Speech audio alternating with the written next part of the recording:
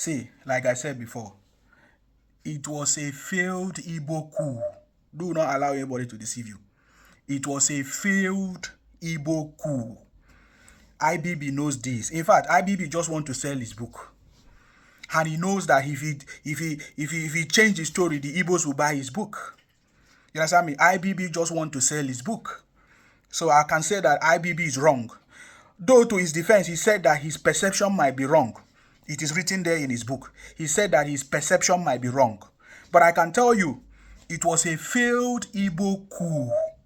Are you getting me now? It was a failed Igbo coup. IBB, in my opinion, just want to sell his book. He knows that the Igbos will buy his book. You understand me? It was just like I said, it was a failed Igbo coup. You know, just because IBB want to sell his book, he knows that the Igbos always, IBB knows the Igbos more than you. He knows that the Igbos always want to get away with the coup story. You understand me? See, IBB knows that the Igbos always want to defend themselves, to run away from the coup. They always want to get away with the coup story, to change the story. Can you imagine how old is IBB now? Is it 83 years of celebration we just did? 82, 83? So IBB knows. IBB have spent all his life, even after the coup, 1966, up to, is it not about 62 years? IBB have watched all over his life how the Igbos have been trying to run away from the coup story, from plotting of the coup. You understand? So let me tell you something. IBB knows that the Igbos, they always want to run away with the story, to get away with the story. He knows them better than you. You understand me? IBB knows Igbos better than you. For years, Igbos have been trying to change the narrative. So IBB knows that it was, in fact, that would be his selling point for his book. IBB knows that would be the selling point for his book. There's nothing wrong selling book anyways. You know, if you were a wicked man, or will I say not just a wicked man, for example, to be a military ruler, a military head of state, a military ruler. If you're a wicked person, or if you're a fool at 20, you will still be a fool at 70, 50. It's like that. If you're a wicked person, you're a wicked person. You understand? How can it take, let me say, since the coup plotting happened, 62 years after, somebody come and tell you that it was Awolowo's coup? That is a lie. Awolowo's coup? How can you say it was Awolowo's coup? Who carried out the coups? They were Igbos. You see, no matter any argument you want to bring, whether you say it was Awolowo's coup or what, the people that plotted the coup were Igbos. That's why we say it was a failed Igbo coup. If you read this book, he said it was the coup plotters wanted to put Awolowo. What does that mean? So the coup plotters invaded Ore, invaded Benin City, invaded Akwa Ibom. What are they talking? Igbos were the one executing the coups. All the coups were executed by the Igbos. Are you getting me now? So IBB knows the Igbos better. He knows that for years, Igbos have been trying to change the narrative, and he knows that it will be his selling point. Therefore, he used that as his selling point. If you look at it, there is no other selling point of the book. What did I say? If you look at IBB's book, there is no other selling point. The only selling point is IBB knowing very well that Igbos always want to change the narrative. Igbos have always wanted to run away. And look at it. Igbos are everywhere online trying to share the story. If you go and watch, the people sharing the story of IBB today, or the book of IBB, because they have been trying to get away with this, are Igbos. Go and check it. Igbos are the ones sharing it, because they have always trying to run away from the story, to change the narrative. And IBB knows that is the selling point. IBB, you can't know more than IBB. IBB have lived on this earth more than all of us. He knows the Igbos better. He worked with them. So the 60% of the coup plotters were Igbos. And now look at the facts. 60% of the coup plotters were Igbos. And 99% of Igbo leaders were not paid in the coup. Instead, 99% of other people, other tribes, the Ibibios, the Yorubas, the Ikweres, other people, other leaders from other tribes were paid. 99% of other leaders were paid, from the Yoruba or the Akwa Ibom or the Ikweres or the South Side as at that time. Look at the most, what in fact, something you should know.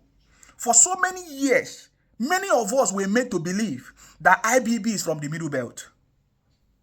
For so many years, many of us were made to believe that IBB is from where? The Middle Belt. But that is a lie.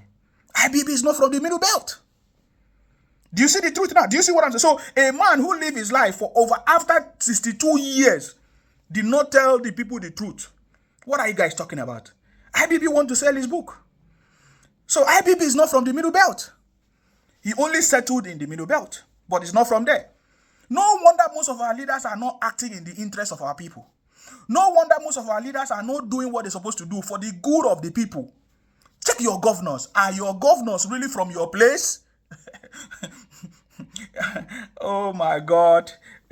I know the governors that are from their place, but I'm making a point. I get it. So IBB should apologize to the Abiola family first. IBB should apologize to the Abiola family and also apologize to Nigerians for truncating the progress of Nigeria and the life of so many people were cut short. You don't know that the actions of IBB truncated the progress of Nigeria. That is the truth. We need somebody to say the truth. If there's nobody who will say the truth, we have to say the truth. This young generation must say the truth. The actions of IBB truncated the progress of Nigeria up to date. Nigeria has not been able to move forward. The actions of IBB, the actions of Aguironsi, the actions of those leaders, then, all of them, has truncated the progress of Nigeria. That is the truth. So IBB should first of all apologize to Abiola family and to Nigerians for truncating the progress of Nigeria and the life of so many people were cut short. Today, now this is another proof, fact checking. Today, Igbos are the only tribe today forcing other people to forcing their ethnicity or identity on others. Igbos are today the only tribe I've seen distorting people's history, changing the narrative, forcing people to become Igbos, and all of that. Igbos are the only people doing it. And this is the same continuation of the Igbo expansionist agenda from 1966. What was the coup about? They invaded Ore. They invaded Ekodegbene. They invaded all those Benin City. That was the coup. The coup plotters, they wanted to take over. So they invaded every other places. They wanted to expand into other people's territory. That is the same. That was the idea of the coup. They wanted to be the head. Over 60% of Igbos were the head as at that time. The head in the armies and every other places. Every functional position were headed by the Igbos. Over 60% of them. So are you getting me now? So today, the only tribe that we are seeing doing the same thing that their forefathers did 1966 are the Igbos. Go and fact check. Igbos are the one distorting people's history, forcing people to be Igbos. When people say they are not Igbo, they say you must be Igbo because you speak my language, or because my language is similar to yours, so you must be Igbos. Who are those doing it? Igbos are the one doing it. So let nobody come and change the story because you want to sell your book. We know the truth. We know the truth. Are you getting me now? So today, Igbos are the only people forcing the identity on others. Are you getting me? Forcing people to become Igbos and to join the Biafra. I remember how Ojukwu used his army to invade Ekotegbene, to force our men in Ekotegbene to join his Biafra army. You know, our women were, all of them, most of our women were RAPE. Because of Ojuku's Biafra army, they invaded and forced our men to join the Biafra. So it was invasion. It was Igbos. It was the one that plotted it. It's expansionists. And today they are still doing it. Look at it. The only tribe that use another tribe to take over their own, to be the head of the organization, Ohanese and Igbo. Today, who are the one? Igbos are now using Ikwere. Igbos choose to use Ikwere man to be the head of Ohanese and Igbo. What are they trying to do? They want to change the narrative.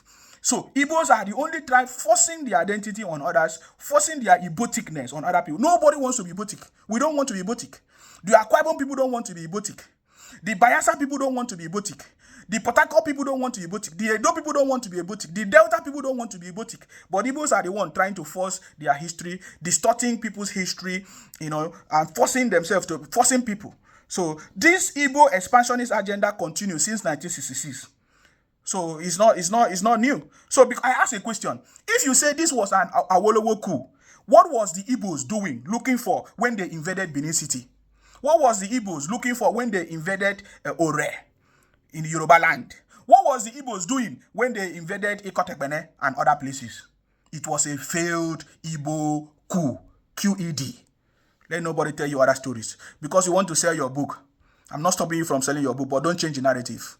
I can tell you, we, this generation, the South people, we are not going to allow fake narrative, old men, that wicked men, that truncated the progress and life of people to come and sell us fake stories because you want to sell a book. nonsense. Stay blessed, guys, and bye for now.